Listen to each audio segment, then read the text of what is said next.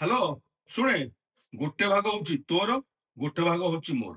ଆଉ ଯୋଉ ଭାଗଟା ହେଲା ସେମାନଙ୍କର। କାରଣ ସେମାନେ ମଲେ ଅନ୍ତେ ସେ ଭାଗଟାକୁ ଆମେ ବିକି ଦେଇକି ତାଙ୍କ ସୁଧ କ୍ରିୟା କରିଦବା।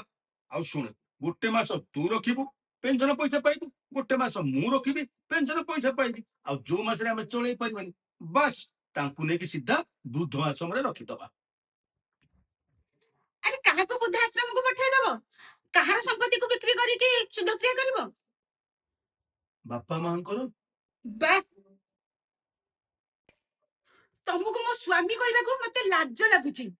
ପୁଅ ହୋଇଛ ତମେ, ବାପା ମାଙ୍କ ସମ୍ପତ୍ତିରୁ ତମେ ତାଙ୍କୁ ଭାଗ ଦବ? ତମେ ସେ ସମ୍ପତ୍ତି କରିଥିଲ, ତମେ ତାଙ୍କୁ ଭାଗ ଦବ?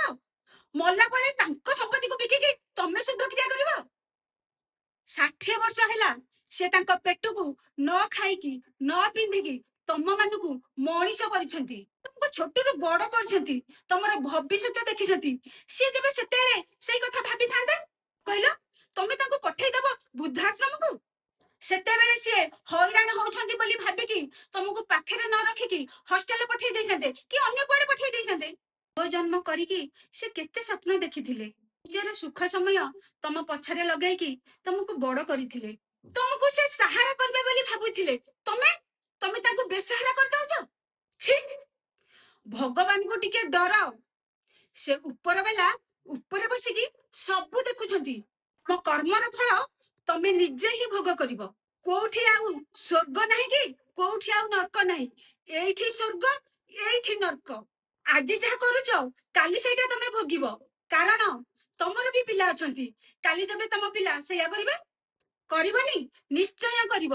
ତମେ ଯାହା ଦେଇଥିବ ନିଶ୍ଚୟ ପାଇବ। ଗୀତା, ତମେ ନା ସତ କଥା ହିଁ କହୁଛ। କାରଣ ମୁଁ ଯେମିତିଆ କର୍ମ କରିବି ସେମିତିଆ ଫଳ ନିଶ୍ଚୟ ପାଇବି। କାରଣ ମୋ ବାପା ମାଙ୍କୁ ମୁଁ ଯେମିତିଆ ସେବା ଦେଇଥିବି, ମୋ ପିଲାମାନେ ମତେ ନିଶ୍ଚୟ ସେମିତିଆ ସେବା ଦେବେ।